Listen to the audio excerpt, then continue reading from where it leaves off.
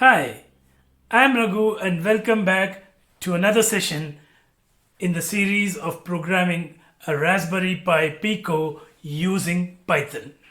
A relay is an electrically operated switch. Many relays use an electromagnet to mechanically operate a switch.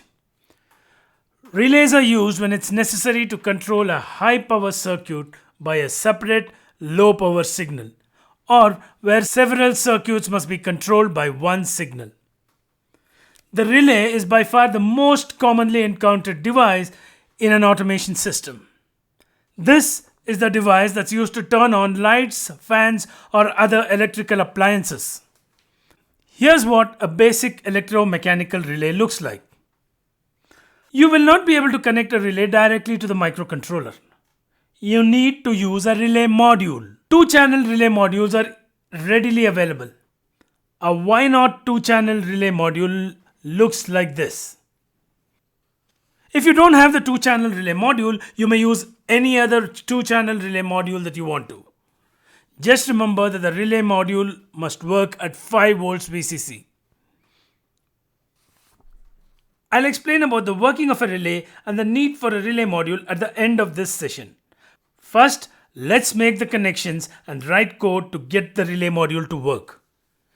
If you're using the Y0 IoT board and the Y0 two-channel relay, the connections are extremely simple. Take out a 4-pin RMC wire. Plug one side of the wire to the RMC connector on the relay module.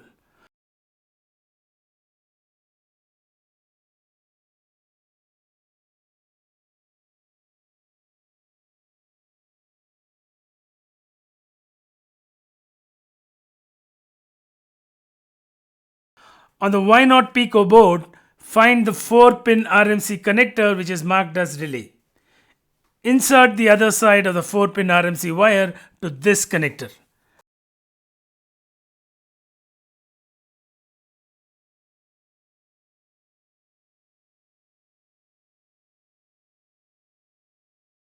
That's it. The connection's done. If you're using a regular two-channel relay module, then you have to connect the module's VCC to the Raspberry Pi Pico's VSys pin. Connect relay's ground to Pico's ground. Connect relay modules IN1 to GPIO 12 of the Pico and IN2 to GPIO 11 of the Pico. Now that we've finished wiring the Pico with the relay, let's write code and get the relay to work.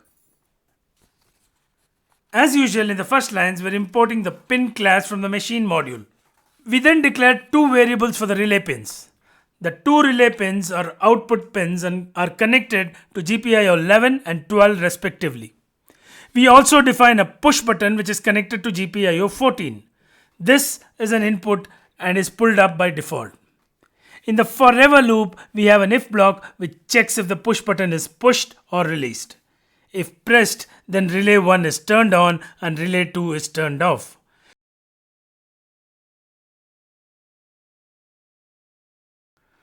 Did you notice the difference in this code compared to the LED or buzzer's code to turn on or turn off? After the if condition, in the first line, I have said relay1.low. The normal expectation would have been to say relay1.on. So why did I do this? That's because the two-channel relay module is a low trigger relay module. What it means is that if you make the trigger pin as low, then the relay will turn on. If you make the trigger as high, then the relay will turn off. Now let's run the code and see it in action. Before that, one important note about how we will test the relays in our code. We use relays to operate high power appliances using a microcontroller. High power appliances typically operate at a mains voltage which could be 110 volts, 230 volts or 440 volts AC depending on your country. In any case, it is extremely dangerous to work with live AC supply. So I'll not explain about that in this session. In this session, to check if the relay is working or not, we'll just do two things. A. Check if the LED on the relay module turns on when the relay is turned on. And B. Check if there's a clicking sound when the relay is turned on. Likewise, when the relay is turned off, the LED on the relay module gets switched off and the clicking sound is heard again.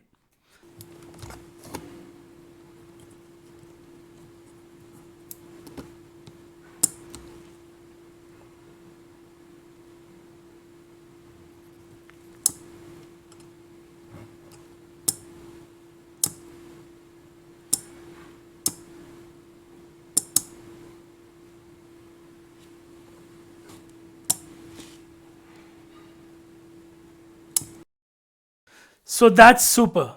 We got the relay module to work. Before we move on to the next session, I would like to explain a little bit more about relays and how they work. A typical electromagnetic relay has 5 pins. 2 pins are input pins. When current is allowed to pass through the input pins, then it operates the electromagnet of the relay. There are 3 pins at the output side.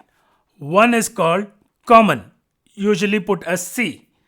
One is NC, which is normally closed, and one is NO, which is normally open. As the name suggests, NC means that in normal conditions, the connection between C and NC will be closed. The use of a relay can be described using this circuit diagram. In normal conditions, that is, when no trigger is applied, the current will flow through between C and NC. So device number 2 will be in on condition. Device number 1 will be in off condition. If a trigger voltage is applied to the trigger pins, then the switch's contact will now be between C and NO. Now device number 1 will be on and device number 2 will get switched off. The most common use of a relay is to control a mains powered appliance using events triggered by a microcontroller. Why do we need a relay module? A microcontroller needs a driver to connect to the relay. The transistor driver is required so that enough power can be given to the relay's input. The GPIO output of any microcontroller usually can only power a device with a maximum of 15 milliamps of current. However, a relay requires anywhere between 50 milliamps to 120 milliamps of power to operate. The transistor driver acts as the bridge which can translate the low power output of a microcontroller GPIO pin to the power required by the relay. A transistor driven relay driver circuit looks like the following. Anyways, you don't need to worry about building the transistor driver circuit. Whether you have the Y0 relay board or any other relay module, the driver circuit is already built for you. With this, we can move on to the next section. Hope you enjoyed this session and have got a good understanding of the concepts that we learned here. So let's move on to the next session in this series of programming a Raspberry Pi Pico using Python. So see you soon.